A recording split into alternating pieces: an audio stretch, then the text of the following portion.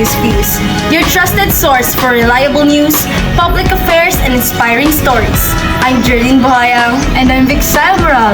Today we bring you the realities faced by our local farmers, major updates in the global economy, environmental concerns here and abroad, and the latest entertainment buzz both local and international.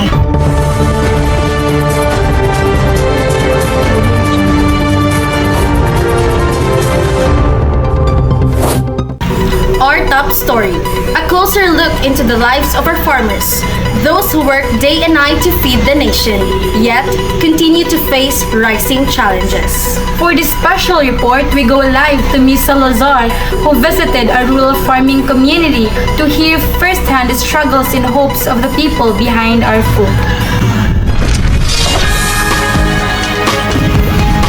Our farmers don't ask for much, just fair prices and support.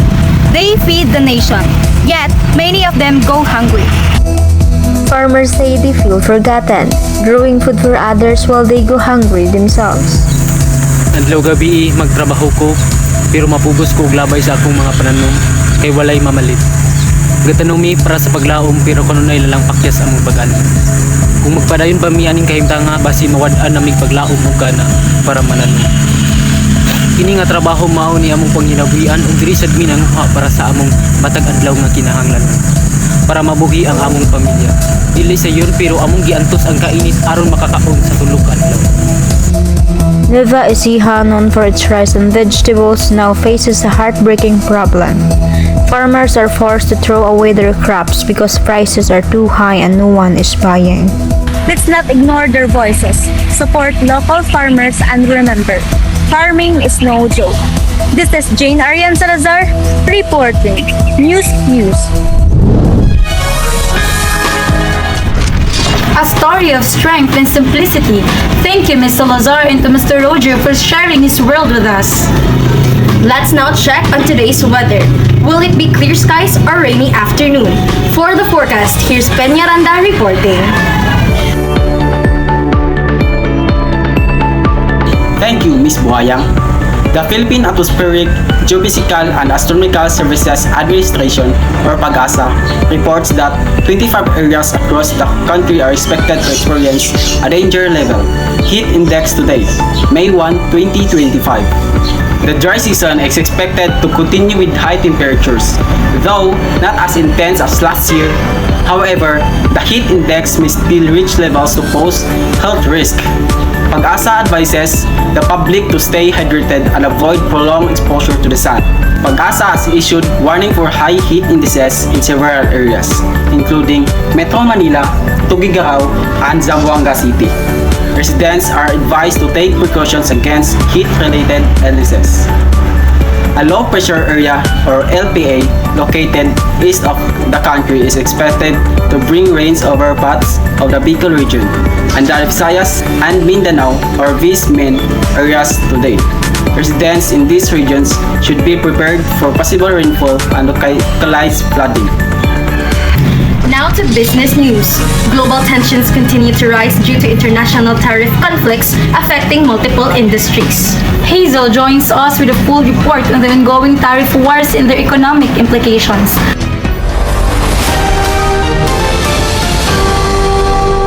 Thank you, Ms. Moral. The U.S.-China trade war continues to be a source of uncertainty. Despite President Trump's claims of securing numerous trade deals, details remain scarce. Adding to the confusion, China has refuted claims of active tariff negotiations, labeling them as fake news. This trade war is already impacting consumers, with e-commerce platforms like Shein and Temu increasing prices. Goods imported from China now face a staggering 145% tax. President Trump is tightening regulations by closing a loophole that previously allowed duty-free entry for goods valued under $800. The situation remains fluid, and we will continue to monitor these developments closely. Back to you, Ms. Moral. Moreover, Rona will also give a full report on China's step out to cut its dependence on American farm products. China is ramping up efforts to reduce its reliance on U.S. agricultural products as trade tensions escalate. In a notable move, Chinese buyers recently canceled 12,030 metric tons of U.S. pork orders, the largest cancellation since May 2020. This shift signals a wider strategy aimed at reducing exposure to American farm goods. Brazil has overtaken the US as China's top soybean supplier, while beef imports have shifted toward Argentina and Australia. This diversification reflects China's broader strategy to reduce vulnerability to U.S. economic pressure by expanding its supply sources and boosting domestic production. While China still relies on imports to meet demand, officials are pushing for greater self-sufficiency and believe the country can manage reduced access to U.S. goods without major disruptions. As the trade conflict continues, U.S. farmers, especially those in traditionally Republican areas, face an increasing economic pressure. The long-term fallout could have wide-reaching effects across the broader American agricultural sector and rural economies. That's all from my report. This is Roname Urbiztondo reporting News Views. As well as Marie, who will take a closer look at how these global issues affect us locally. Thank you, Ms. Moral. The country's gross domestic product (GDP) projection has decreased compared to last year. According to the Department of Economic Planning and Development, DepDev, the project GDP growth for the Philippines is now 5.7% in 2024, down to 5.3% in 2025. Despite the decline, DepDev remains confident in the current state of the economy. Experts say that the Philippine economy continues to grow with focus on improving export competitiveness and enhancing the investment climate. The biggest threat to becoming a high-income country is complacency. If we stop progressing, we risk getting trapped in the middle of income status. The United Nations also point out that GDP only measures economic growth and does not account for issues such as environmental degradation and inequality. This is Marie Concepcion Villorejo reporting News Views. Meanwhile, inflation remains a key concern worldwide. Kristine has the numbers and the impact on consumer markets. Eggs, a staple in many households, are becoming increasingly expensive in the United States. Consumers reported a dozen eggs, which used to cost around $7, now cost nearly $10. This sharp increase is raising concerns among families and food vendors alike. According to experts, the surge in egg prices is one of the many visible signs of inflation affecting everyday goods. Factors such as rising feed costs, labor shortage, and economic uncertainty are all contributing to the increase. The U.S. economy continues to grapple with inflation, impacting not only eggs but also other food items, housing, and transportations. This is Kristine Tocmo reporting for News Views. Now into environmental matters, climate change, pollution, and sustainability remain critical concerns globally and locally. Kristil takes us through major international environmental developments, including rising global temperatures and national disasters. Thank you, Ms. Buhayang. Panama is facing serious environmental issues. Rising sea levels are threatening coastal cities like Colony, with frequent flooding damaging homes and affecting businesses. The country is also dealing with droughts, which are hurting agriculture and water supplies. Panama is home to unique wildlife, but climate change and deforestation are destroying habitats, putting species at risk. To fight that, Panama is investing in renewable energy, like solar and wind power, and helping farmers adapt to the changing climate. Everyone has a role in protecting the planet for future generations. This is Kristil Anunciado reporting News Views. Meanwhile, Eraldgen looks into current environmental challenges in local communities, from flooding to forest degradation. Thank you, Ms. Moral and Buhayang. A fire broke out at a commercial building in Quezon City in the early hours of Thursday, May 1st. According to initial reports, the fire quickly spread through the structure, prompting immediate response from the Bureau of Fire Protection. Firefighters worked tirelessly to contain the flames and prevent further damage to nearby establishments.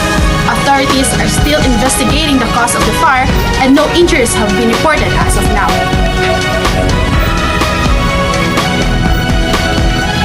In a separate incident, a UP Express van burst into flames while it was traveling along the road in Quezon City.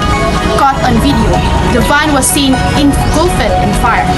Fortunately, the driver and all passengers were able to evacuate safely before the fire intensified.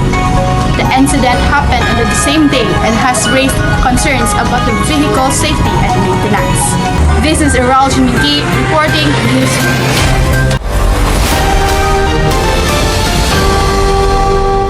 Para kanino ka bumabangon? Ako na ning kamot. Para sa kaugmaon sa akong pamilya. Para makabut nila ang ilang mga pangandoy sa kinabuhi. Ikaw, para kang kinsa magkamubang.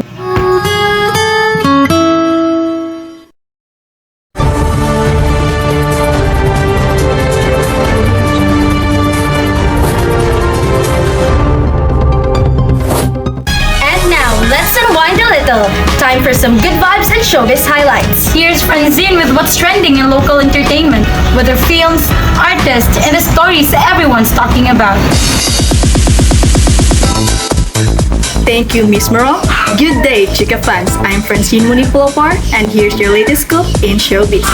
First up, Bini's very own Sheena Katakutan is making her acting debut in a special episode of Maalaala Mo Kaya, where she plays herself in the story of her own life.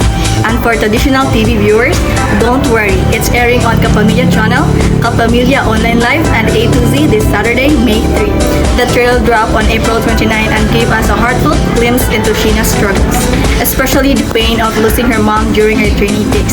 So, Chika fans, don't miss this inspiring MMK episode starring Sheena. It's now streaming on I1TFC and will air this Saturday on TV and online. That's your latest Chika with me, Franzine Palapar, your fastest source for showbiz in news views. And from the global entertainment scene, Kitchie has the biggest headlines from Hollywood and beyond. Here's something that the Asian fandom buzzing with excitement. Jay of Unhypen recently delivered a heartfelt performance of the classic rock ballad Always by Bon Jovi, and fans can't stop talking about it. Fans and music critics alike praise Jay for his raw emotion and impressive vocal control, especially given the powerful, soaring notes in this iconic 90s hit.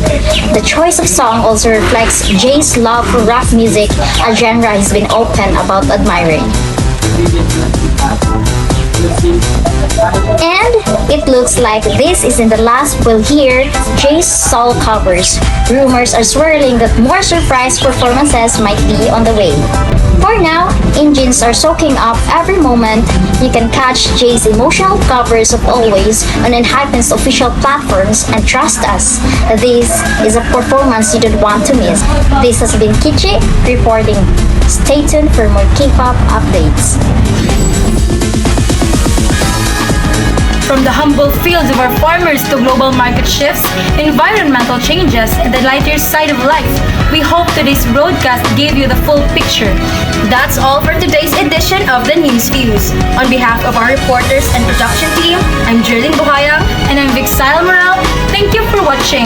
And as always, stay informed, stay aware, and stay with the News Views.